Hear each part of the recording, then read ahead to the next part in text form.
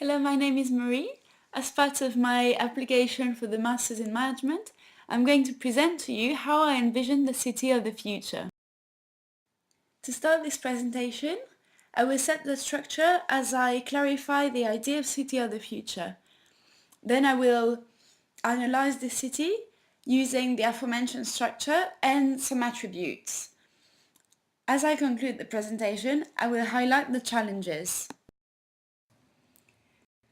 To start with, we are going to decompose the idea of city. A city is infrastructure, so living, work in public spaces, but also dynamics, so mobility of the people and interaction between those people. And then of the future. Of the future is the idea of progress, of innovation, about how we take lessons from the past and apply it to modern and future lifestyle. So now let's look at 5 attributes of the city of the future that really, in my opinion, are key. First, connectivity. It's like the blood in the body. It's about connecting the different parts so everything works in a coherent way. Then sustainability. It has to be economically, ecologically and socially sustainable. And for this to happen, it has to be flexible. Flexible means it will be adaptable to change. The way the city is structured, it has to favor a sense of community. It has to guide towards harmonious social relationships. And finally, identity. The city will be singular. It will have preserved its cultural heritage and it will have its own DNA. So first, we'll look at the infrastructure. Living spaces. So if we type on Google image, home of the future, we will find many houses such as this one that have a very futuristic shape. And you're going to ask me, but is this really your idea of the home of the future? Well, no. But this picture highlights many positive points as well as challenges that are key in order to envision the living space of the future. I reckon it uses systems of renewable energy and eco-friendly materials to make it a very sustainable home. This is a positive point. But then we have another idea that comes across with this picture, which is the idea of harmony. Harmony is essential for me in the city of the future. And as we see on this picture, there's no other building around it. But this house would not be put in the middle of Paris, next to the Opéra Garnier, next to the Haussmann-style building that have been built at a completely different time with very different material and styles.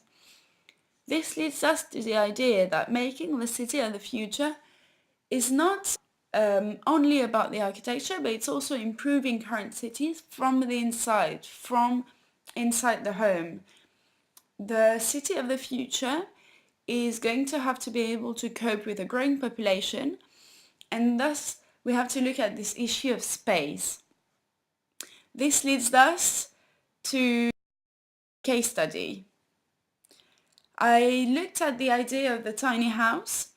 Tiny houses are those houses that have been made in a very compact and efficient way, also in an eco-friendly way, and for example, this one is connected, it's on wheels, and it has this idea of contact with nature. It is very flexible. If you look at the single elements, every single element of this house has been optimized to make it very efficient. So for example, this desk, right, also is the dinner table and can fold into a bench. And the stairs have storage places. So it is very interesting to look at this idea of how to make the home and the city on a wider scale efficient. Not to say that everyone should live in a tiny house, but it's really about this idea of efficiency. Then workspaces of the future. In those two images, we have very different types of workspace.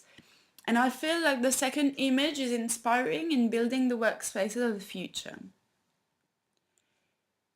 is aesthetically pleasing, and thus I feel like it highlights this idea of the workspace has to be employee well-being oriented, make the worker want to go to work. It should be a flexible space in the sense they will have formal meeting rooms and maybe individual offices, but also casual spaces where sofas where people can just sit and chat, so ideas flow and interaction between employees is fostered. Also, there's a sense of openness that we do not have on the first picture, which is also key to this idea of being employee well-being oriented. So to illustrate it with the Leo example, first looking at the criteria of flexibility, looking at the innocent offices, this first picture, the canteen, is made for employees to have their meals, but also to gather. It can serve as like a big reunion place. It is flexible. It also enables people to interact, thus providing this idea of community. And finally, it has its own identity. It is really adapted to the company culture, and this idea of being adapted is really key, as a manufacturing company would probably not have the same layout as innocent offices. However, it is adapted for the employees of that company in the purpose of what the company does. And then finally, to highlight the sense of openness, the second set of images is the Red Roof Terrace in London, which basically favours interaction and allows people to work from outside and exchange ideas. Looking at public spaces now, this is the Forum Romanum. The Forum in ancient Roma used to be the center of the urban life, and thus it is very interesting as I think we can take many ideas from this concept of forum to make our public spaces a new center of the urban life. Basically, in many developed cultures today, the center of our life is either work or either home, but the public space has lost a bit of a role, and thus we want to make the public spaces a place to breathe and get away from the city, in the sense that we bring nature to the city, but also that favors interaction and people get together, like on the Forum Romanum, where they used to trade, they used to have cultural activities and religious activities. Thus, to illustrate this, I chose the case study about the new banks of La Seine in Paris, which have been recently rebuilt and really bring nature in Paris. We've adapted to the Seine that we have. We've got the chance to have this water, this natural element in the city. So they made this even better with adding a sort of botanical garden, a lot of greenery, flexible spaces where family can come, or it is a very flexible space built in a sustainable way in order to benefit the community. People share this place. It's like a common garden where they meet. It's also becoming an identity of Paris. Now moving on to the dynamics. The city of the future will move away from traffic jams, and how? I think by using the motor sharing caring. The public transportation is key for the city of the future. It has to be reliable, affordable and eco-friendly. To go further in this idea, I used the case study of Singapore, which has one of the most cost-effective transport system and also extremely efficient. It has the lowest bus, train and taxi fares. It gives people the choice. It is flexible because people can rely on all these different transportation means to go to work and move around the city. And thus it really is a sort of model. It also has the electronic road pricing system, which avoids congestion, and thus all this together, it incentivizes people to take public transportation instead of their own car. Finally, moving on to social interaction. So how is the city of the future in terms of interaction between the people in there? It's about bringing them together. I chose this picture because I feel like the girl represents the individualistic mentality that we may have in some cities, and that for me the city of the future will really go over this and really have a participative system in which the government, the businesses, and the individuals will create an atmosphere. And I want to emphasize the idea of art in the city of the future to create this atmosphere. I really feel like artists have a big role to play in the city of the future to create this identity and this sense of community around the common culture. And I could not emphasize enough the idea of public space as a key space in the city of the future in order to favor social interaction and diversity.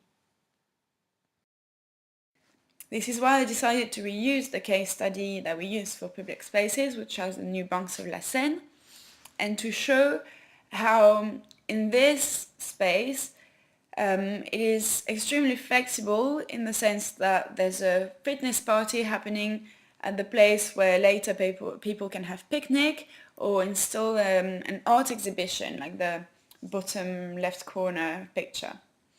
It's also family friendly, as shows the picture with the little blonde girl. It's family friendly, people interact, and it really brings this idea of community. It's a place for people to meet and enjoy this common good that we have in Paris, like our common garden. I am now going to conclude this presentation and emphasize the challenges. So among the challenges, I would say there is something key, which is about distinguishing the newly built cities, such as Songdo or Singapore, from older cities. Newly built cities were born with those ideas of sustainable development in mind and new technologies, and thus have started at a really different level. Older cities have, I would say, an extra challenge in the sense that they have an identity, and especially they have a cultural heritage that is really part of the city, and that should not be jeopardized by modernizing the city in order to make it a city of the future. The city of the future really is, for me, the city that will have managed to adapt the principles that I have mentioned during this presentation, but in order to preserve its cultural heritage and its identity, because those are both mirrors of its history, which is really precious in a city. Thank you very much for listening.